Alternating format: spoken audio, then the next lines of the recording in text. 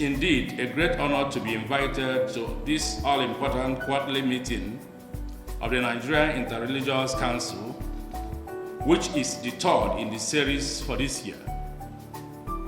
I wish to affirm that taking cognizance of the present security situation in our country, the choice of this quarter's theme, which is working together for justice and peace, was well informed. Let me start by appreciating His Excellency, the Governor of Lagos State, Mr. Babajide Sanwo-Olu, for his magnanimity in accepting to hold this very important meeting of Nirec here in this very wonderful, beautiful environment in Lagos State. They say the taste of the pudding is in the eating. Your Excellency, we are seeing your good work. God bless you. I want to use this opportunity to welcome Reverend Dr. Daniel Oko, being his first meeting as the co-chairman of Nirec, after his appointment as the new president of the Christian Association of Nigeria, CAN, and then to thank His Eminence, Alhaji Muhammad Saad Abubakar III, the president of the Supreme Council for Islamic Affairs, and the Sultan of Sokoto, as well as the Executive Secretary of Nirec, for their consistency in holding this meeting towards harmonious and prosperous existence of Nigerians. In today's world, the sense of belonging to a single human family is fading away, and the dream of working together for justice and peace seems an outdated utopia.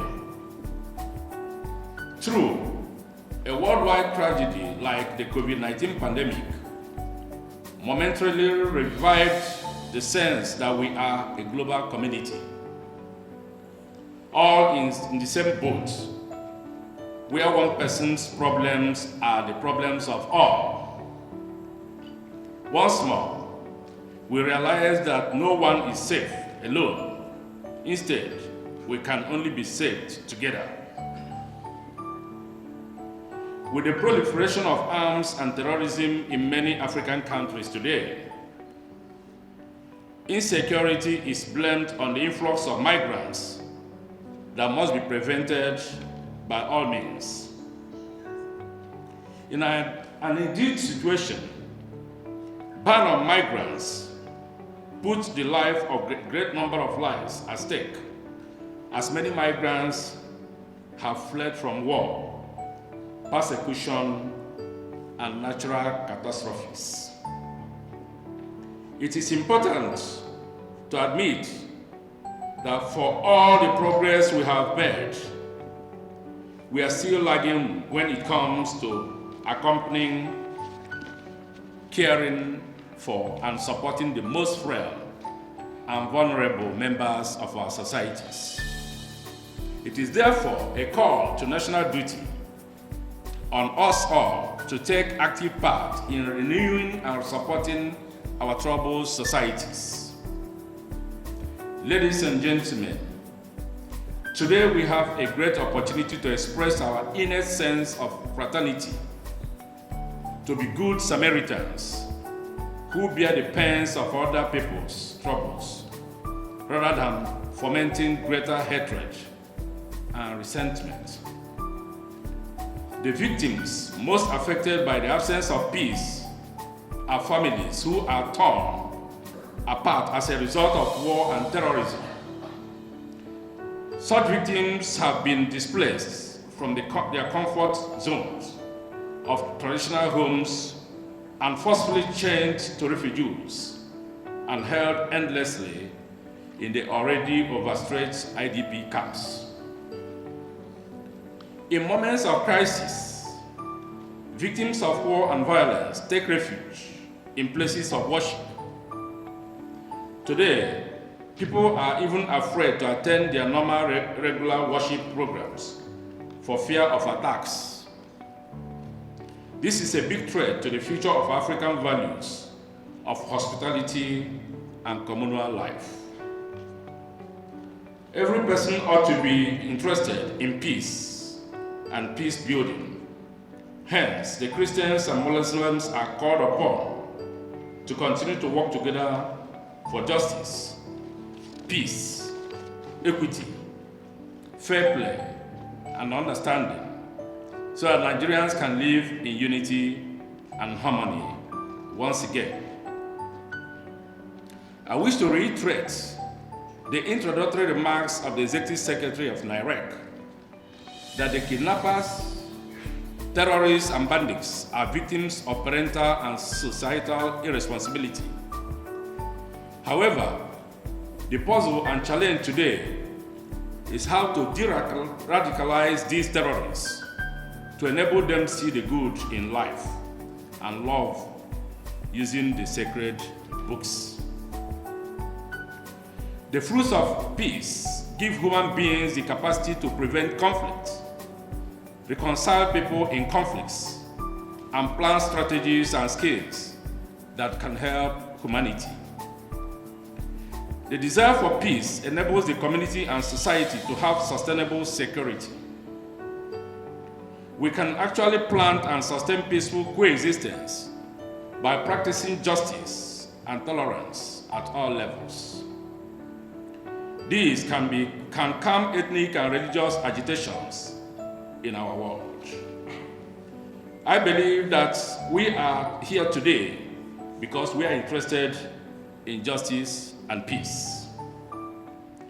Our revered religious leaders, working together for justice and peace, is a space to create principles for sustainable capacity, to integrate all levels of interventions in conflict prevention and management. This project calls for leaders who can identify peace builders, who must resist the temptation to take sides based on ethnic, religious, and political bias. All hands must be on deck to promote justice and peace. Our present peace project needs experts who must act locally and think globally. No single level, activity, person, or organization is able to bring peace in isolation. So we must try to work together. This is why the citizens and organizations like Nirec must support government to provide the needs of the citizens for justice and peace to reign in our nation. Nirec has a national peace structure that coordinates all these collaborative efforts of government and the citizens to ensure peaceful coexistence in Nigeria. It is gratifying to note that the Secretary General of African Council of Religious Leaders, Religious for Peace, Dr. Francis Kuria Kagame, came all the way from Nairobi, Kenya, to visit Nigeria in collaboration with Nirec. You are highly welcomed.